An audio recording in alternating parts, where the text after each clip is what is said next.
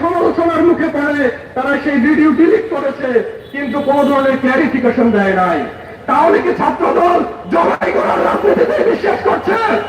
আমরা স্পষ্টভাবে বলতে চাই যে ছাত্রলীগ জবাই করার স্লোগান দিয়ে বাংলা ছাড়া হয়েছে। ছাত্রদল যদি এক রাজনীতি ফিরিয়ে আনতে চায় তাদেরকেও বাংলার ছাত্র সমাজ বাংলা ছাড়া করে ছাড়বে ইনশাআল্লাহ। এই কথা বলে আমি আমার কথা এখানে শেষ করছি। আসসালামু আলাইকুম রহমতুল্লাহ।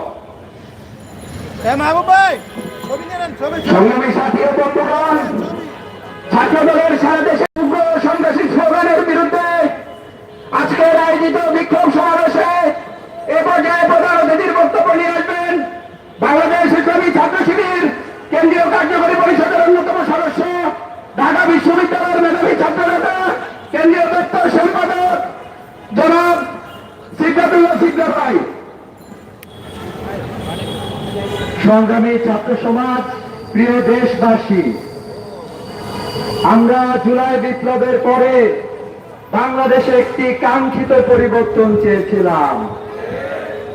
যেই বাংলাদেশে বিগত 16 বছর বাংলাদেশ যেভাবে চলেছিল, বাংলাদেশ নতুন এক যাত্রা করার কথা ছিল। 2018 সালে যেদিন নির্বাচন হয় সেদিন নোয়াখালী সুবর্ণচরে আমরা একজন নারীকে ধর্ষণের ঘটনা শুনেছিলাম। বিরোধী পক্ষকে ভোট দেওয়ার কারণে তাকে ধর্ষণ করা হয়েছিল। বাংলাদেশের সকল দলমতের মানুষ এটার বিরুদ্ধে অবস্থান গ্রহণ করেছিল। আমরা বিগত এক বছরের মাথায়, মাত্র 1 বছর গিয়েছে, আমরা দেখলাম ধর্ষণকারীদের দলের পরিবর্তন হয়েছে। আগে আওয়ামী লীগ ছাত্রলীগ এই কাজগুলো করত, এখন এই কাজগুলো করতেছে ছাত্রদল। আমি বলতে চাই বাংলাদেশের সকল মানুষ এই ধর্ষণের বিরুদ্ধে অবস্থান গ্রহণ করেছে। ছাত্রদলের নেতৃবৃন্দ এবং তাদের কর্মীদেরকেও এই ধর্ষণের বিরুদ্ধে অবস্থান গ্রহণ করতে হবে। সে যে দলেরই নারী হোক, কেউ কি ধর্ষণ করতে পারে? অনলাইনে এরকম ট্যাগিং এবং এরকম বুলিং করতে পারে? আমাদের বোন, আমাদের মা, আমাদের প্রতিবেশী, আমাদের আত্মীয় স্বজন নারীরা ঠিকঠাক মতো শান্তির সহিত চলাফেরা করতে পারে না এসব জালিমদের কারণে। আমরা এ ধরনের কার্যক্রমের তীব্র নিন্দা এবং প্রতিবাদ জানাচ্ছি। আপনারা দেখেছেন ইসলামী ছাত্র শিবিরের প্যানেলে যে 4 জন নারী এসেছে, তাদের প্রত্যেককে তারা বিভিন্নভাবে অনলাইনে গুলি করার মাধ্যমে তাদের মনোবল ধ্বংস করার চেষ্টা করেছে। খুবই গর্হিত কাজ তারা করেছে। ইসলামী ছাত্র শিবিরের পক্ষ থেকে আমরা এটা বলতে চাই, আপনারা দেখেছেন যার বিরুদ্ধে একটি অভিযোগ নিয়ে আসা হচ্ছে, ইসলামী ছাত্র শিবিরের ঢাকা বিশ্ববিদ্যালয়ের দায়িত্বশীলরা বিশ্ববিদ্যালয় প্রশাসনের নিকট তার বিরুদ্ধে অভিযোগ দায়ের করেছে এবং তার শাস্তি নিশ্চিত করেছে। আমরা জনাব তারেক রহমান, ছাত্রদল, তাদের কাছ থেকেও আমরা একই প্রত্যাশা করি। ধর্ষণ করার পরেও আপনারা কেন কোনো তাদের বিরুদ্ধে অবস্থান গ্রহণ করছেন না? তাদেরকে আমরা ধরে নিব আপনারা ধর্ষণের জন্য সায় দিচ্ছেন। ধর্ষণের বিরুদ্ধে, নারীদের নিপীড়নের বিরুদ্ধে বাংলাদেশের শিক্ষার্থীরা বাংলাদেশের আপামর জনতা জিরো টলারেন্স ঘোষণা করেছে। আমরা গতকালকে দেখলাম ছাত্রদল মিছিল করেছে সারা দেশে। সেই মিছিলে আমরা দেখলাম জোর করে বিভিন্ন স্থানে নারীদেরকে সে মিছিলে সম্পৃক্ত করা হয়েছে। কোন রাজনীতিতে আপনারা যাচ্ছেন? আমরা দেখলাম ওই যে শাহবাগে যে স্লোগান দেওয়া হয়েছিল, ভারতের যে ন্যারেটিভ ছিল বাংলাদেশের মধ্যে বিভক্তি তারা করবে, এরপরে আমাদেরকে তারা শোষণ করবে। বিগত 16 বছর তারা আমাদেরকে শোষণ করেছিল। সেই শোষণ স্লোগান ছিল ফাঁসি ফাঁসি ফাঁসি চাই। আমরা দেখলাম গতকালকে স্লোগান দিয়েছে একটা শিবির ধরে ধরে জবাই কর। এটা কি কোনো সভ্য সমাজের স্লোগান হতে পারে?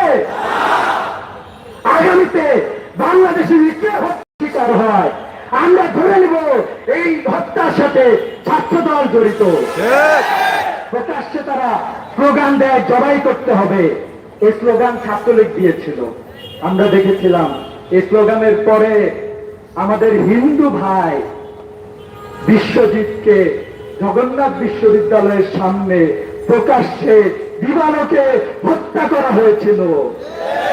এই স্লোগান দেওয়ার পরে ক্যাম্পাসে ছাত্রলীগ পাগলা কুত্তার মতো হয়েছিল, জন্তু জানোয়ারে পরিণত হয়েছিল।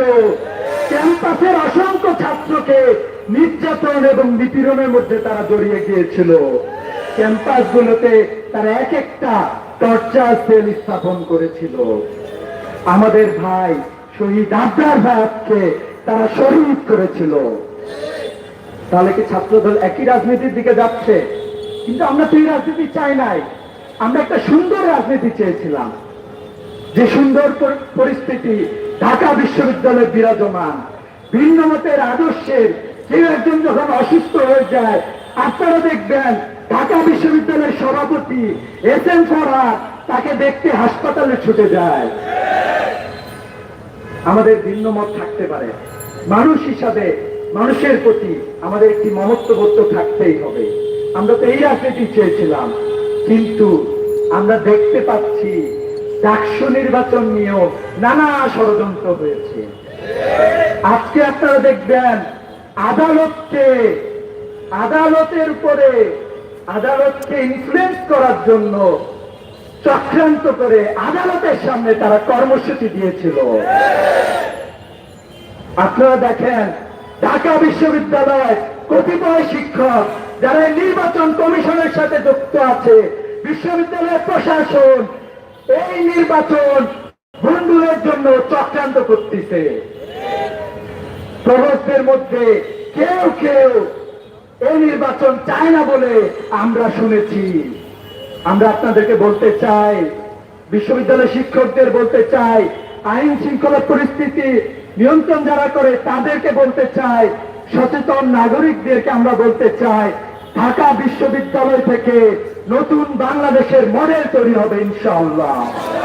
এই বিশ্ববিদ্যালয়ে প্রমাণ করতে হবে গণতান্ত্রিক বাংলাদেশে সবাই যার যার অধিকার নিয়ে ভোট করতে পারে, ভোট করে ইলেক্টেড হয়ে বিশ্ববিদ্যালয় শিক্ষার্থীদের জন্য যেভাবে কাজ করে, যেভাবে তারা শুধুমাত্র একটি দলের নেতা না হয়ে তারা সকল শিক্ষার্থীদের নেতা হবে। আগামী বাংলাদেশের প্রত্যেকটা রাজনৈতিক দলকে শুধুমাত্র তার দলের না হয়ে সারা দেশের সমস্ত জনগণের জন্য হইতে হবে। এই নতুন বাংলাদেশ আমরা চাই। আমরা একটা শিক্ষা ব্যবস্থার পরিবর্তন চেয়েছিলাম, কিন্তু আমরা দেখেছি এই শিক্ষা ব্যবস্থার পরিবর্তন এখনো হয় নাই। কতিপয় ছাত্র উপদেষ্টাদেরকে আমরা ভিক্ষা জানাই, শিক্ষা ব্যবস্থা পরিবর্তনের জায়গায় তোমরা রাখালার মতো কুলাঙ্গারকে এই শিক্ষা কমিশনে নিয়ে এসেছিলা। জুলাই বিপ্লবের আকাঙ্ক্ষা তোমরা মনন করেছো।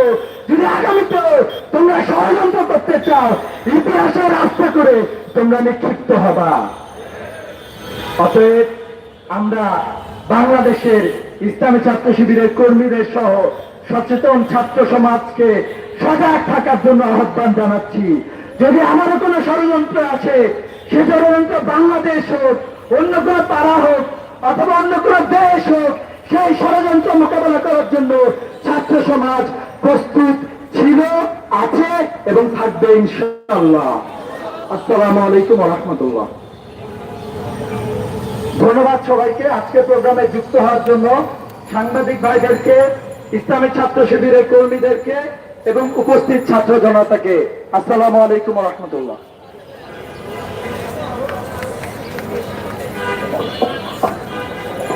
পানি